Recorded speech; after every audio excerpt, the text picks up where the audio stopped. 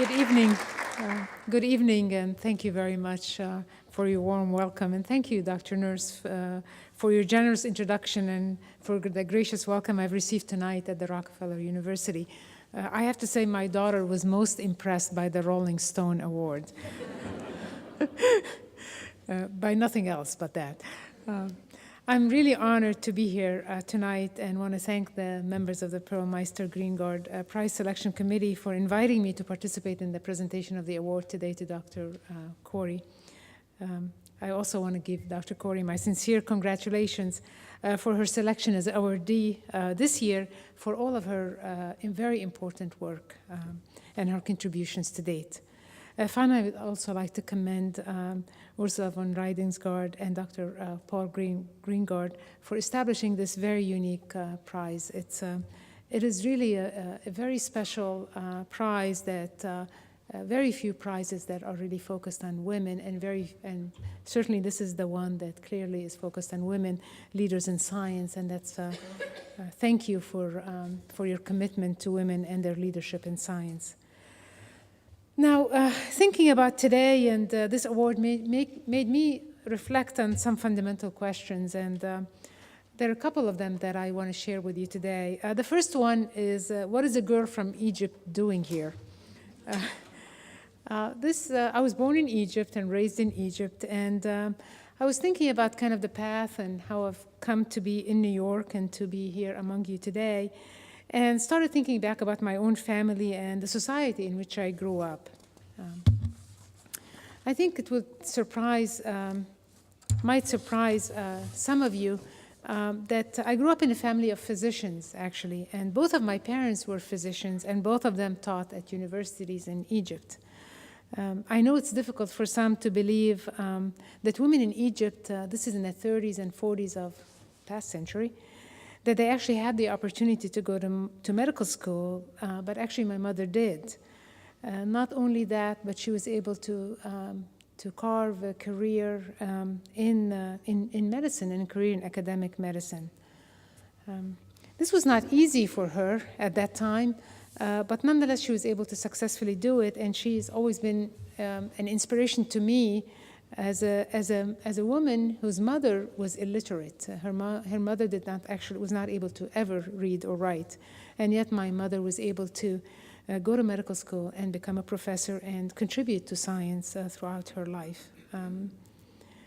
Indeed, there is a tradition in Egypt, believe it or not, of women being in the sciences, and actually in my own medical school class in Egypt, half of the students were girls, were women.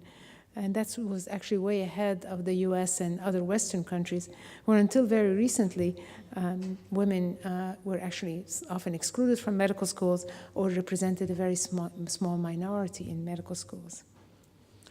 I was also very fortunate in my own life to have a father who cherished my mother in her career and who believed that his daughter could do anything that his son could do.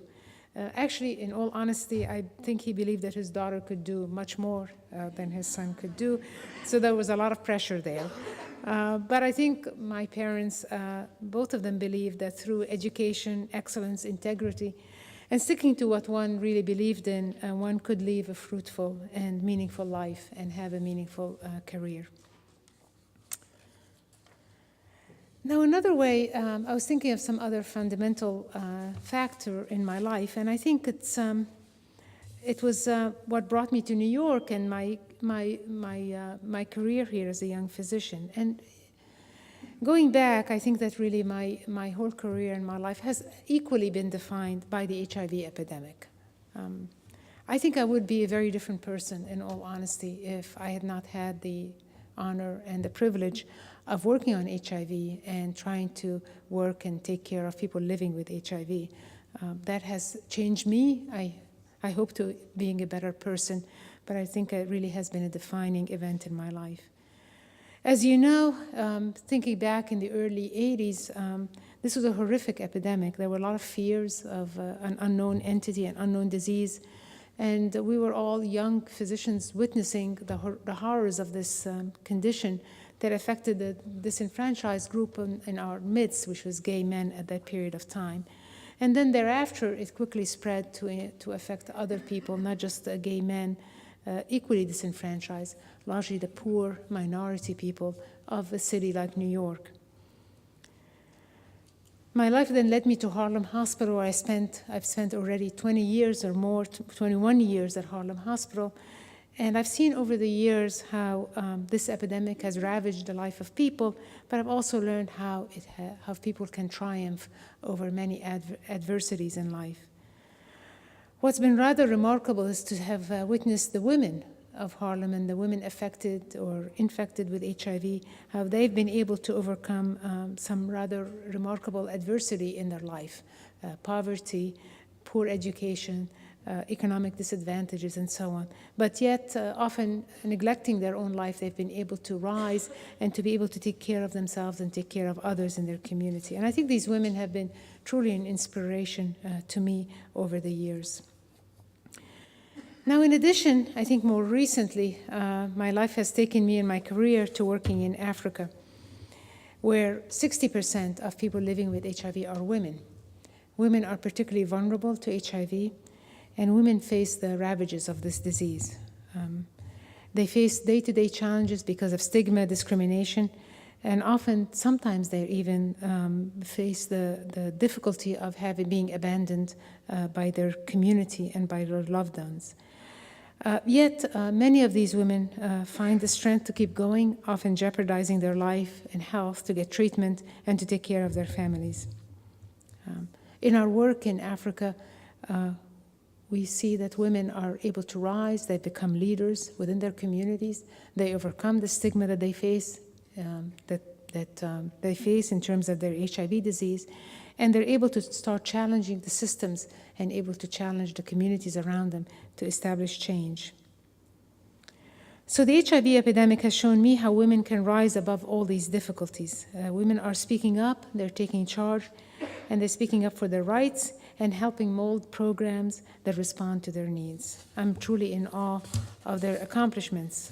And I believe that as terrible as the HIV epidemic has been and continues to be today, I feel that there's a silver lining to this epidemic, and maybe the silver lining is the way the epidemic is transforming the lives of people around the world for the better, and also the way it's transforming the health systems in their countries and making them more responsive to their needs. I feel like as much as the HIV epidemic has transformed my own life, it is transforming the lives of many around the world, and maybe this will be the silver lining from this horrific epidemic.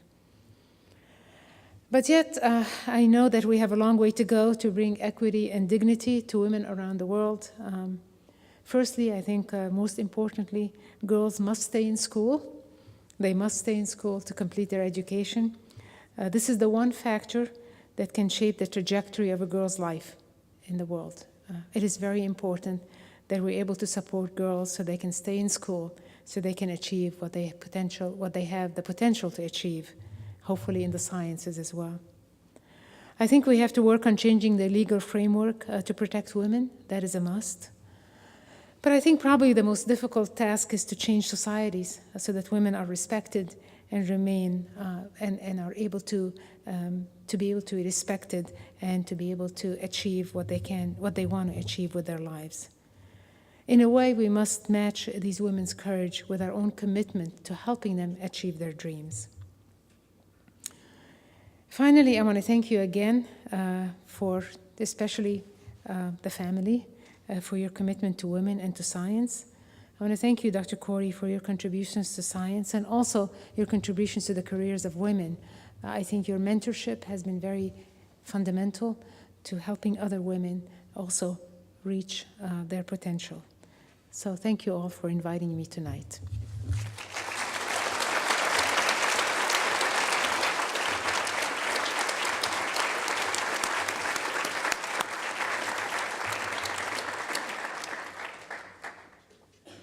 Thank you very much, Wafaa.